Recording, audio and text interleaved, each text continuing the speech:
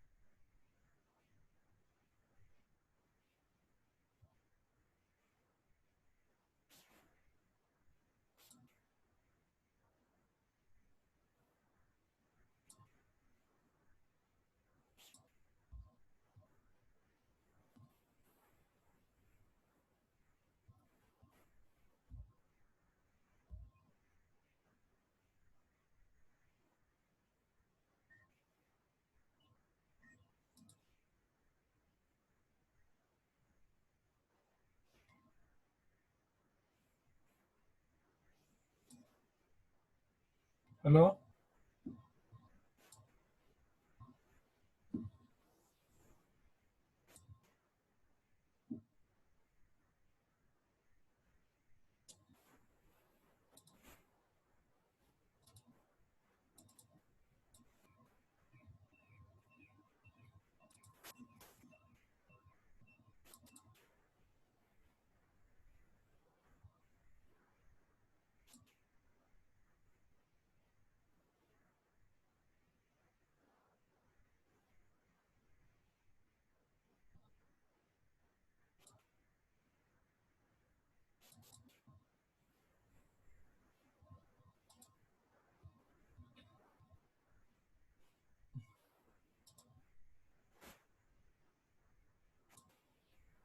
Hello, students.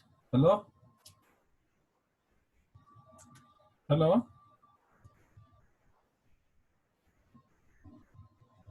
Are you able to hear me? Yes, sir. Okay. Okay.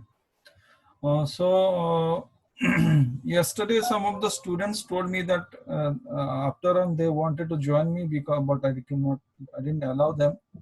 So actually, to best of my knowledge, I try to admit everyone. Okay. So for those students, whatever I taught you, I will just pass it through. Okay. Whatever I taught you yesterday, I will just make a very quick review through all these things. So yesterday, whoever was not there initially, for them, I am just going to give you overview. Okay. So basically, this foundation system is choosing on the basis of two criteria. One is the bearing capacity criteria, other is the settlement criteria. Okay, and this is a the definition between bearing capacity criteria means what is the ability of the soil to take the load, how much load it can take. So that will decide one criteria. Other is the although if the soil is able to take the load, but if the settlement is very high, okay, in that case also it will be not be a good quality foundation. So that should be a criteria for the settlement also. Okay, that is what I all about. This is the definition of a standard soil foundation problem. Okay, so here if you can see this is the footing and okay, so this is the footing here. Okay, and in this here the load is applied, P is applied, and this is the Q, which is the due to the overburden pressure, which is Q equal to dF into gamma, and gamma is the unit weight of the soil. dF is the depth of the foundation. The lower part of the foundation from the surface of the soil is dF. Okay, so this Q value is that only. Okay, now next is this ultimate bearing. Yeah, then there are different type of bearing capacities are there. One is ultimate bearing capacity or gross bearing capacity. That is the total load which is taken by the soil. Okay, so if you see whenever this footing is there, so the load is taken by the soil is taking the load. If you see, I will repeat again, the bottom soil which is here, it is taking the load of the foundation plus it is taking the load of this soil which is above it. Okay, so when you consider both this extra load which is coming over the foundation soil and plus this extra overburden pressure which is Q, small q, combinedly they are the ultimate pressure. Okay, ultimate bearing capacity of the gross bearing capacity. Second, similarly, net ultimate bearing capacity is equal to which is Q and U. Okay, and if you remove this overburden effect, which is the gamma dF, then whatever remains of the ultimate bearing capacity is the net ultimate bearing capacity. Okay, so when you are saying net ultimate bearing capacity, that means you are removing the overburden part. Okay, next. Okay, next is self-bearing capacity. So as I told you, we never go for the to the failure points. We always try to keep it within safety limit. Okay, so for that, whatever the maybe ultimate bearing capacity of the soil, net ultimate bearing capacity of the soil may be there, but our main interest will be the what is the design bearing capacity of the soil. So that will be the self-bearing capacity. So if you are going for some bearing design bearing capacity, then you have to use a factor of safety. So that will be QNS, which is the self-bearing capacity will be QNU by FS. Okay, factor of safety. Now next is self gross bearing capacity. Now what is this self gross bearing capacity? Is it actually the self net bearing capacity plus gamma dF? Okay, please keep in mind, this is very important that we never do this gamma dF by gamma into dF into factor of safety or divide factor of safety, nothing like that. The gross self bearing capacity is always just addition of gamma dF. Okay, because for the gamma dF you cannot apply any factor of safety because that is naturally the overburden soil is there means there. You cannot apply any factor of safety to that. Okay, but this QNU, this you can do. This is in your hand. Whatever the load you are going to apply, it is in your hand. Okay, so you apply the factor of safety on that. Okay, and another one is allowable bearing pressure. It is the maximum pressure without any shear failure or settlement failure. Now this is very important also because ultimately this is the design bearing pressure bearing capacity, because as I told you that earlier there is two criteria. Okay, One is your shear failure criteria or shear failure bearing capacity criteria, and other is the settlement criteria. Okay. So if the soil is not failing in bearing capacity and strong enough to take the load, but if the settlement is very high, then also it is failure. Okay. So if any pressure which is satisfying settlement by shear failure as well as the settlement failure, that is the allowable bearing pressure. Okay. So allowable bearing pressure is the actual design bearing capacity of the soil. Okay. Which matter to us. Okay. I hope you got it. Okay. Now we'll start with the finding the bearing capacity of the soil. Okay. So there are many methods of finding the bearing capacity of the soil. Okay. So these various methods of computing bearing capacity can be listed as presumptive analysis methods. I will tell you, presumptive means whatever the solution already available. Basically, these are all the design codes or building codes. From that, if you are able to find something, that is useful. Okay. So that is why how you are going to use it. That is what is presumptive analysis method. So you don't have to put your brain in this. If it is available, you just use it. Okay. Next is analytical methods, which we are going to study in a very great detail. Okay. So how analytically we are deriving these bearing capacity equations. Okay. That we are going to see. Next is experimental methods. How experimentally we are going to find the bearing capacity of the soil. Okay. So if you see,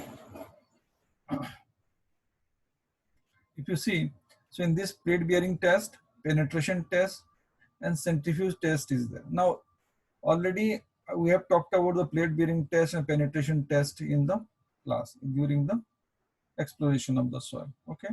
So how you are going to use these two tests to find the bearing capacity of the soil, we'll see. Okay. So in penetration test also, one is the cone penetration test, other is the dynamic cone penetration, DCPT. Okay. And another is SPT, standard penetration. Basically, there is two is most commonly used, which is standard penetration test and cone penetration test. And then another addition is a dynamic cone penetration test. Okay. So dynamic cone penetration test also we'll see. And finally, the centrifuge test. We don't go to details of the centrifuge test because we don't have the facility here. Okay. I will just give you an introduction to this. Okay. So basically there is three-way: presumptive analysis methods, analytical methods, and experimental methods. On this basis, we are going to find the bearing capacity of the foundation soil. Okay. So let us go first to the presumptive analysis method. Okay. So basically in this presumptive method, basically we refer the building codes. So the building codes of various organizations in different countries with the allowed bearing capacity that can be used for proportioning the foundation footings. And these are called presumptive bearing capacity values. Okay, and these are on the basis of all these organizations for different countries, British standard, American standard, okay, European standard, all they have their different values. So in these cases, okay, say they have their own way of finding the values, and they decide on the basis of the type of soil they're dealing with. Okay, so and everybody has their own experience of doing it. Okay, so they have their own experience doing experiment. They have their own collection of data. So on that basis of collection of data, they decide these values. Okay, so but in this case, I am showing the Indian standard. Okay, IS code 1904/1978. So the values in these cases are, for the rock, it is 3240 kilonewton per meter square. This is the self or allowable bearing capacity, okay, per meter square.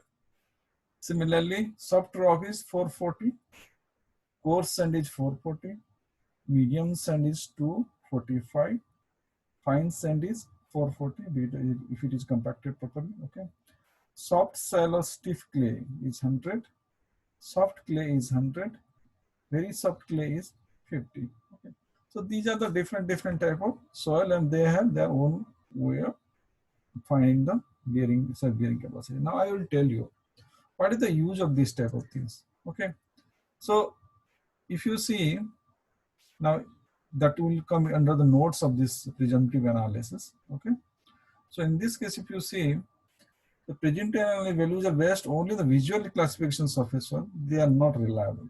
Okay, this is very important, that You cannot just decide on the basis of presumptive analysis. Okay, you just can use at a reference. Okay, so it is not reliable. These values do not consider important factors affecting the bearing capacity such as shape, width, depth of the founding, location of water table, strength and compressibility of the soil. Okay, because these things vary from place to place.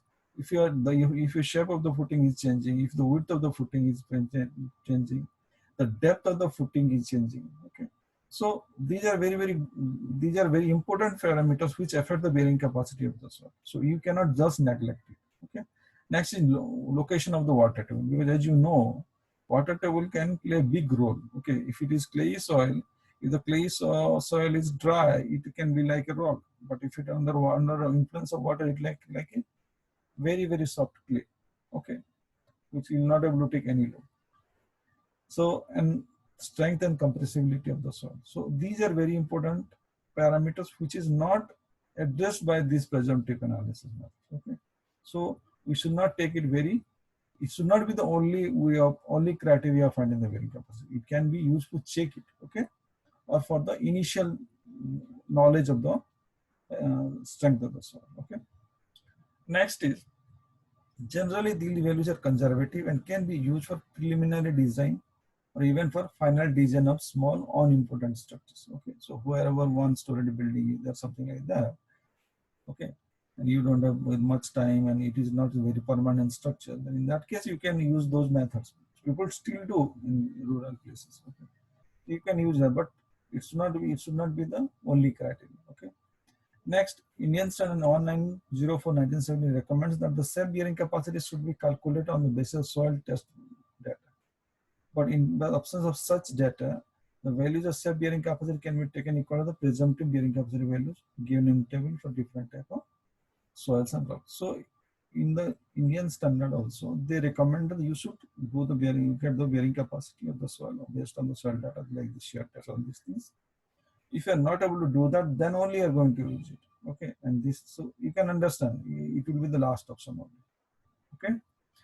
Now it is further recommended that for non-cohesive soil, the value should be reduced by 50% if the water table is above or near the base of the footings. Okay.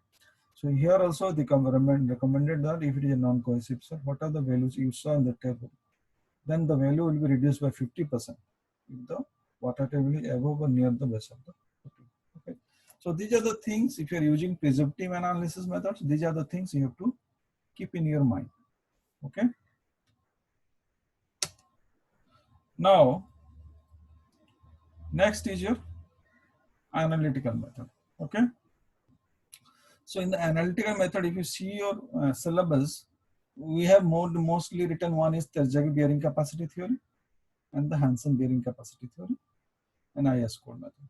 But these are the additional methods which is very important for us to know also, because this Prandtl method, Prandtl is the guy who has developed this bearing capacity equation. So we need to see what is the way of approaching it. Okay. Second is Skempton. He has given it for the cohesive soils. Okay. And this Hansen bearing capacity and IS code are very similar, but they are not the originator of this one. Okay, so the originator was the Mayerhof bearing capacity. This Mayerhof has done extensive tests. On the basis of that, he has developed a very comprehensive equation. That's this Hansen and IS code method has modified this Mayerhof theoretical values. Okay, so the base is Mayerhof. That's why I'm showing it. Okay, but yeah, our in the syllabus, it is Terzaghi method is there, Hansen method is there, IS code method is there. Okay, but for your knowledge, it is very important that we should know all these methods. Okay, so now I am going to tell you this theory. Okay, it is bit complicated, but you have to see, because we have their own shortcoming, because without any blackboard I am teaching you. But I will try my best. Okay. Okay, so but in this case, you should keep the final equation. That is very important what we are developing here. How I am developing here, that you can see and check whether you are able to understand it or not. Okay. Okay, are you able to listen to me, students? Yes, sir. Okay, okay. Now, are you able to see the screen? Yes, sir. Yes, sir. Yes, Okay. sir. Yes. Okay. Okay. Now, Prandtl, like I said, Prandtl is basically a mechanical engineer, but he has done an analysis. Okay. In 1920, he proposed his theory of bearing capacity based on his study of a penetration of punching of long, hard metal puncture into a softer material. Okay. So he has done that. One hard material is punching into or indenting into a softer metal. Okay. And that same theory has been extended to by this soil theory. Okay. Now this, if you see, this modern theory are based on the Terzaghi theory. Terzaghi based on the Prandtl theory of bearing capacity. That's why I'm teaching you the Prandtl theory of bearing capacity. Okay. So nowadays the use of this is not so much because you're mostly focused on Terzaghi and this Mehra, but for academic purpose, for academic knowledge, how this theory was originated, this Prandtl theory of bearing capacity is important. Okay. Now, so Prandtl considers strip footing with a smooth base that sinks vertically down when placed on a ground surface. Figure, which will be shown in the next page, shows the velour surface of the soil as per Prandtl theory. Okay. Prandtl shown that when a continuous footing with a smooth base, smooth bed means there is no friction between the soil and the footing base. Okay. So frictionless. The interaction angle between these two is zero. Okay. Rest on a weightless soil possessing cohesion and friction angle, it sink into the soil. Okay. It penetrates into the soil. So when it is penetrated, on the basis of that, he has developed this equation. Okay. Now, okay. Now, first, if before we go into the analysis of this, okay.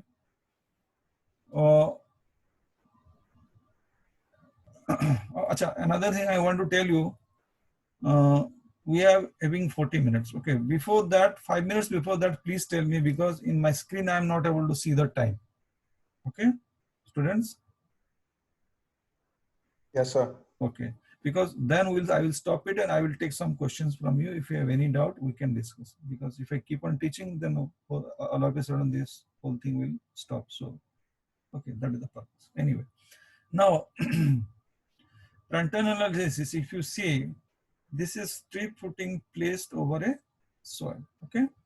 So if you see, the width is capital B and it is touching the soil at the point A and B. Okay. Now, when this load is applied, this is how the entire soil structure is divided. Okay. First, this A, B, C. Okay. This is zone 1. Okay. Then A, C, F, zone 2, or B, C, D, zone 2. Okay. They are symmetrical. These both sides are symmetrical. So they are same only. Okay. B, C, D is zone 2 and B, D, E is zone 3. Okay.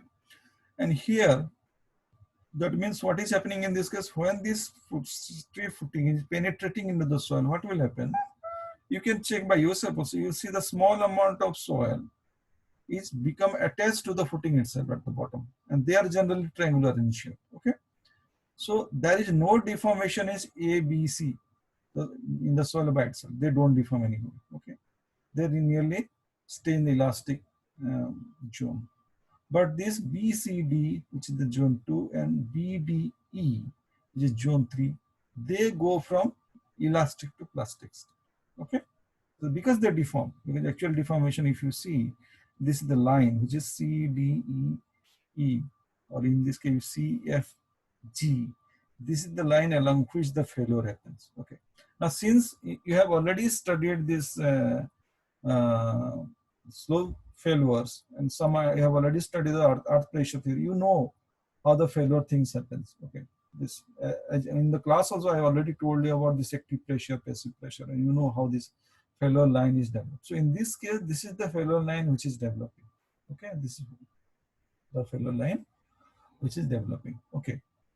Now he has find some values. He has assumed for mathematically easiness. He has done some analysis, and he assumed the values, which is alpha is 45 minus 5 by 2.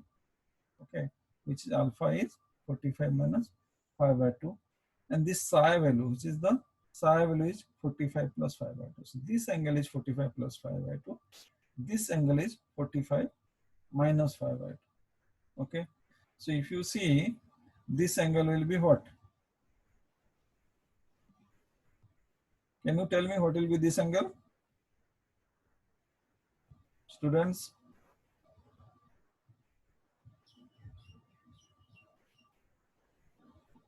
This will be 180 minus alpha minus psi, right? Hello?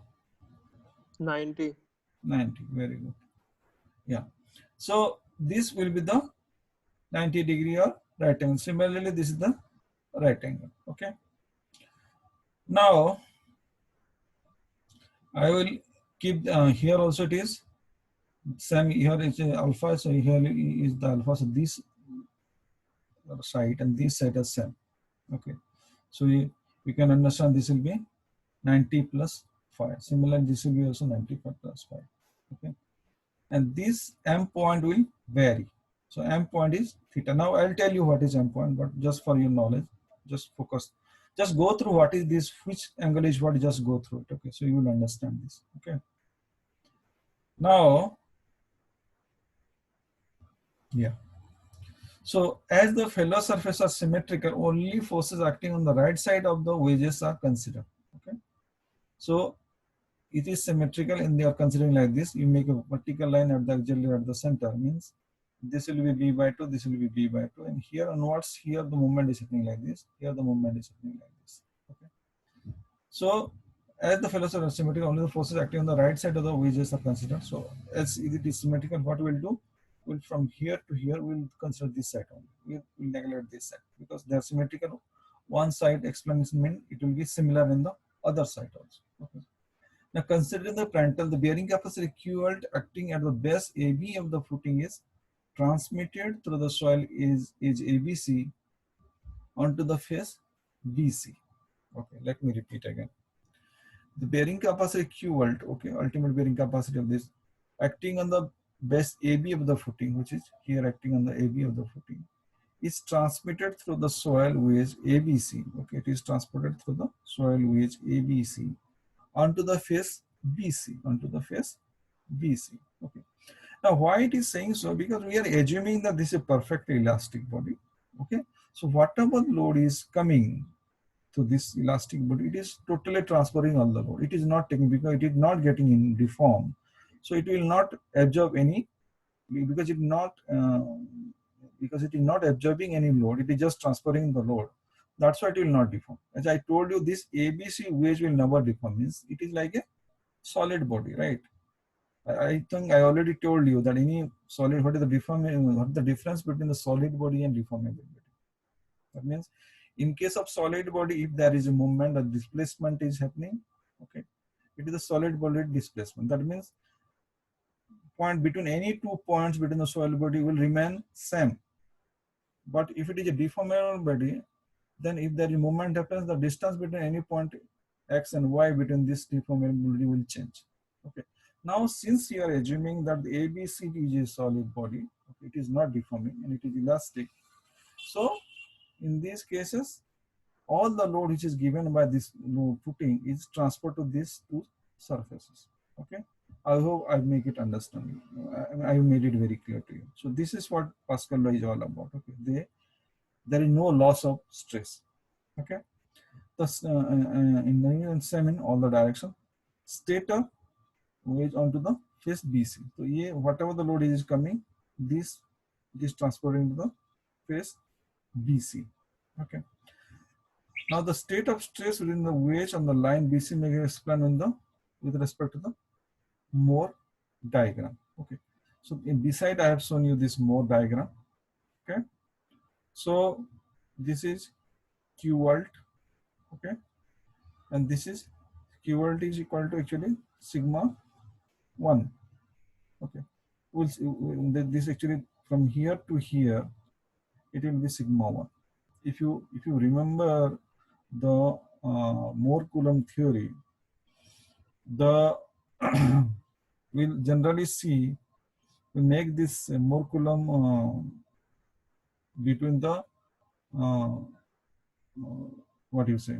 We make generally make the morculum circle between the uh, initial minor principal stress and major principal stress. Okay, so if you see here, you can understand that part.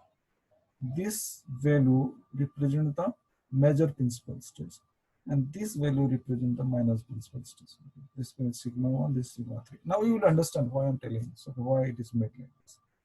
Okay, so we'll go to the next question.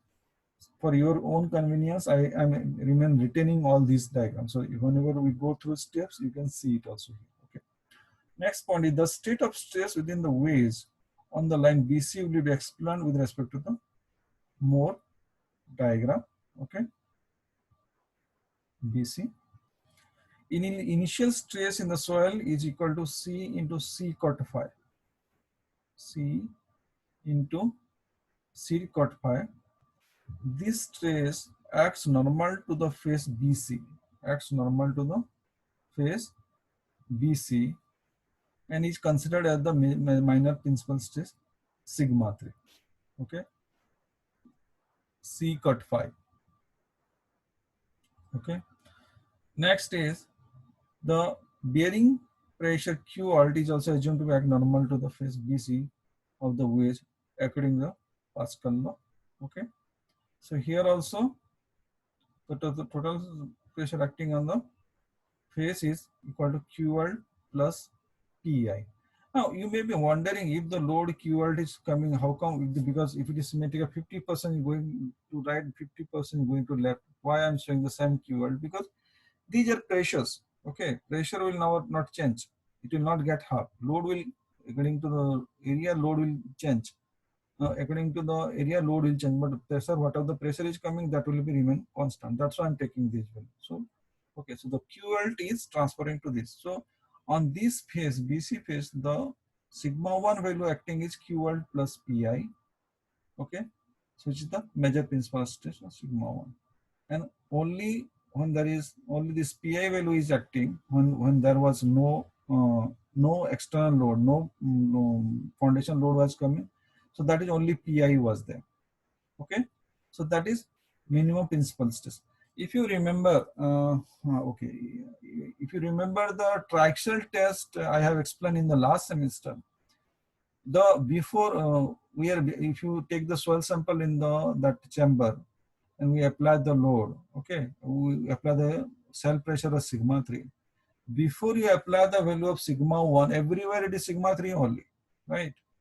Once I apply the derivative plus sigma 1 plus sigma 3, then only there is a deformation and whatever happens. But before that, everywhere it is sigma 3. Similar thing is happening here on.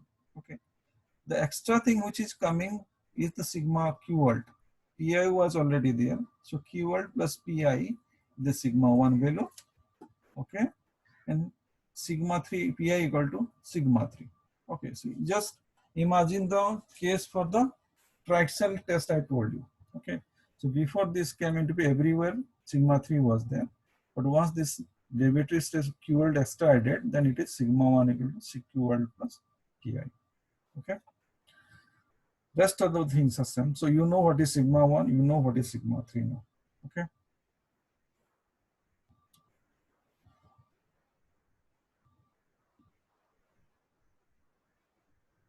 Now, yeah. Now, if you see, it is quite very self-explanatory also now. If you remember, okay, if you remember, for a clayey soil, sorry, not exactly clay soil, but for an unconfined test, if you remember, unconfined compressive, yeah, I think you have not, have I told you about unconfined compressive test in the last semester, students? UCS test. Hello? Hello? Hello, students?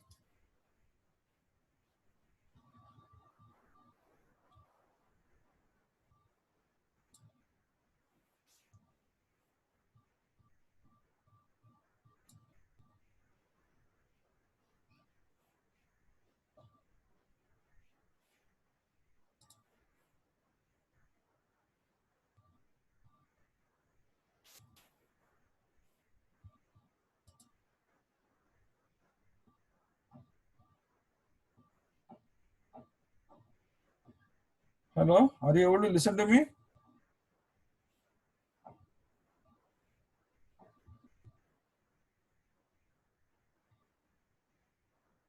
Hello.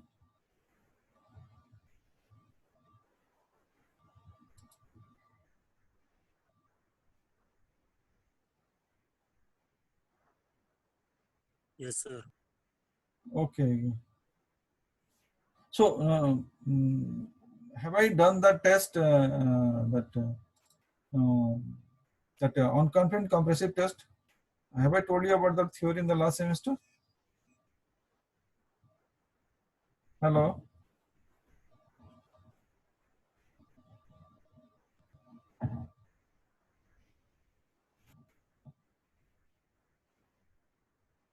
Might be, sir, but we don't remember it.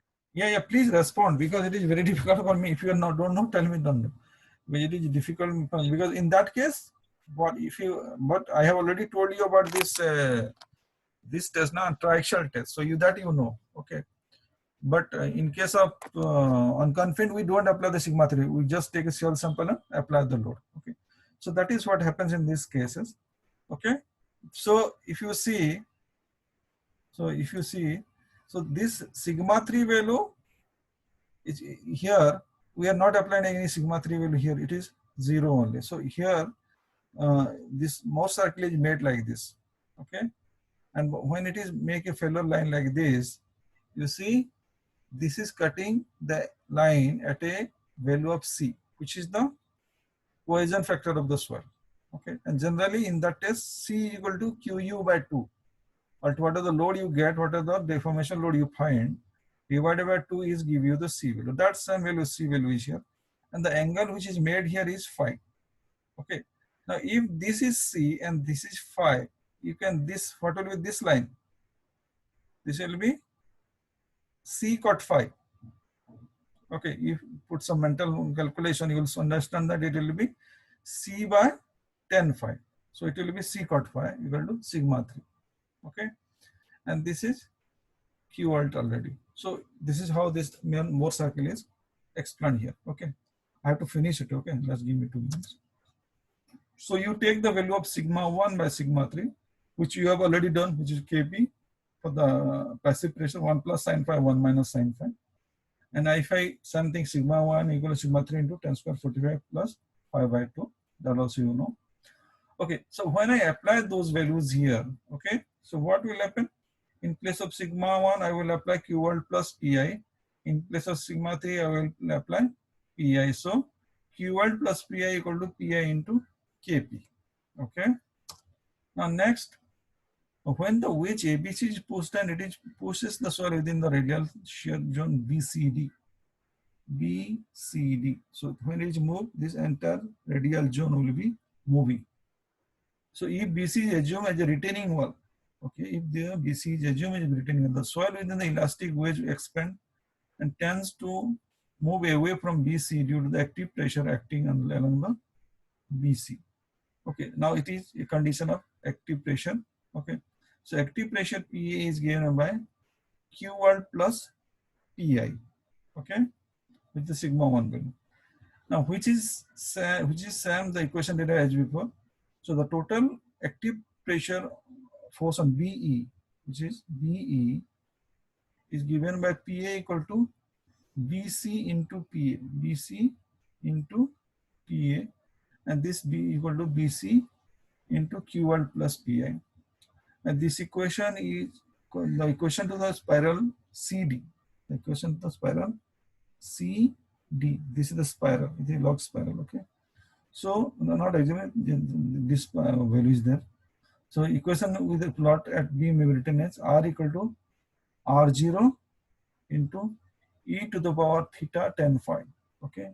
So this, if it is R0, this line will be changing like this. Okay. So that means what? When it is theta equal to 0, R equal to R0. But when it is moving like this, the R0 will increase. So this will be R equal to R0 e to the 1 theta into 10 phi. So this phi theta value can vary from 0 to 90 degree. Okay, which already one of you had told me. Okay, so this is how this R0 value will, this R value will vary. So R value from here to here it will vary. So here is the R0, the initial radius vector BC. Okay, R is the radius vector BM of any point M. So any point if you choose, that is the R value here. And this R and R0 is related by this equation. On the spiral CD, okay, this is the spiral CD on which it is varying. And R makes an angle theta with the R0. Okay, so at any point we are considering, this is the angle theta. Okay, so now we'll go to the next step. Here, PA equal to R0 into Q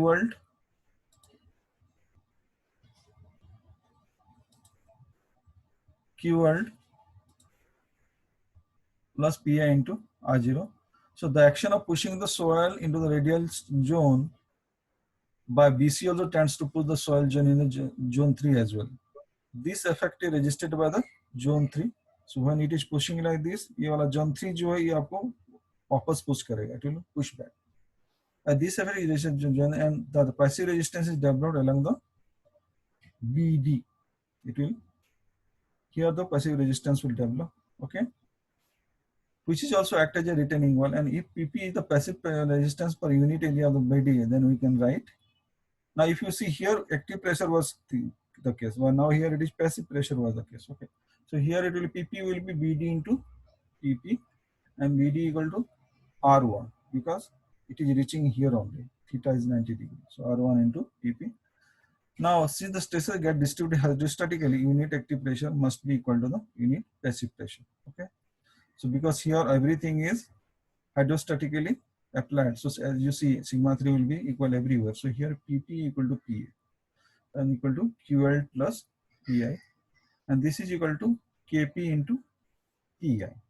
Okay, so taking the moment of the active and passive forces at B with respect to D, if you consider active and passive pressure, so PA into R0, PA into R0 into R0 by 2, because you are considering from this, so half of this distance we will consider R0 by 2. This will be equal to P plus PR into R by 2. Actually this will be PP, that is, so this into this will actually be PP into R. Similarly PP into R1 into this is extra, so this will be PA into R. This is because here I am considering this line, so it is, there is some mistake, there is a mistake here, so only this will be PP into R1 into R1 by 2. So this is some very small mistake here. So finally this will be PP into R1 square, which is PA into R0 square, and this is PP into R1 square. Okay, now if I apply the values PA and PP here, okay, and R0 and R1 here, as you know, R1 is related to R0 by theta into tan phi. Theta is 90 degree here. Okay, so this is, and when I am saying that, this will be in terms of, when I express this in terms of QR plus PI, so this will be the equation. And when you are, and please understand that this theta value we are not writing in angle, in degree, we are writing in radian, so pi radian. So when you apply those values, finally Q1 will be equal to C cot phi into Kp into e to the power pi tan phi minus 1, and this will be equal to CNC. Okay, and NC is the bearing capacity factor, so it will cot phi into Kp e to the power pi tan phi minus 1. Okay, so this is the vector which is covalently related to CNC.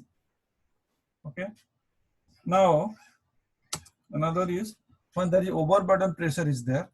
Okay, when the overburden pressure is there, so in these cases extra gamma dF load is coming here, which is adding up to the passive pressure. Okay, so when you apply those things here, Q volt, okay, R0 to R0 by 2, and this will be KQ Kp Q0 into e to the power tan phi. So here also this factor will be Kp into Q0 e to the power tan phi, which is because of the overburden pressure. Okay, so when I consider these two of these things I consider, so it is CNC plus QNQ. Okay, so NC is the one bearing capacity factor, and Q is the other bearing capacity factor. So it is Kp into e to the pi 10 phi. Okay. So this is how NC and NQ has been developed. But what I want to tell you is that please don't worry about this whole development with the derivation ID. You just focus on this in keeping these things in mind. Okay. So this is how you are going to derive the bearing capacity factor. So QLT, if you see, final equation is CNC plus Q0 NQ. Okay. You have to just remember this, and this is general equation. NC and NQ value will change according to the type of bearing capacity theory we are working on. Okay. Hello. Hello, students. Yes, sir. Yes, sir. So Yes, are sir. you able to listen? Yes, sir. Okay. Yes, sir. Yes. Yeah. Now it is finished. You have any doubt, please ask me. Okay.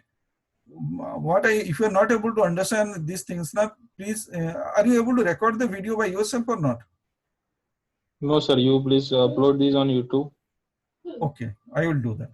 Okay, so this part, please don't worry that there is too much mathematics. It is not like that. Only thing I'm trying to tell you is that just look at it, and if you are not able to understand, then ask me in the next class, something like that. Okay.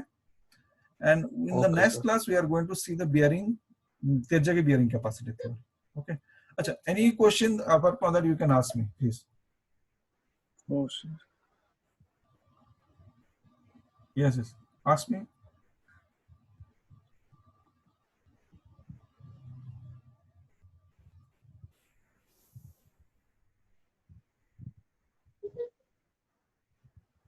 Hello.